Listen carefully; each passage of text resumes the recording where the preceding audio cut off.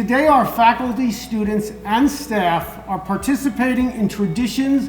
of research and scholarship, and this year's program features many student-faculty collaborations. Scholarship at Stevenson brings us together as one community. We exist as a teaching institution, so having students participate in the work that they may or may not be doing later on in life, it gives them the practice, the practical skills that they need once they get out in the job market. Juliana wants to be a high school math teacher, so we were able to really tailor a project that is going to set her up to, learn about what's going on in current high school math research and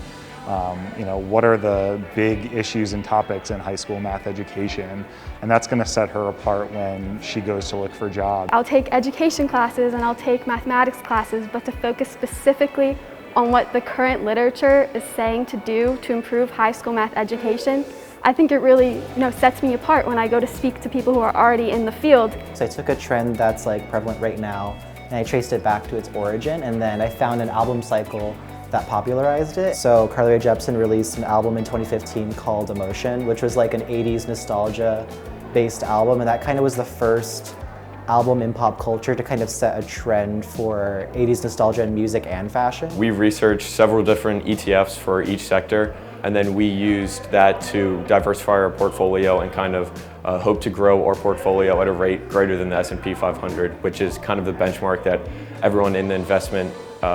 industry kind of measures themselves off of. As students are performing their research, my role as a faculty member can also be to help them see how their work is fitting into their future career goals, how they can leverage their experiences on an application or a resume, and how it plays into what they do in the future. As an aspiring medical student, the research experience that I've gained throughout my entire biochemistry program has been super helpful when it comes to filling in CVs and resumes. As I'm moving towards applying to different kinds of medical schools, I'm able to walk in with a confidence of knowing that I know how things like cancer is treated from a lab side, as I then go on to learn how it's treated in a clinical side.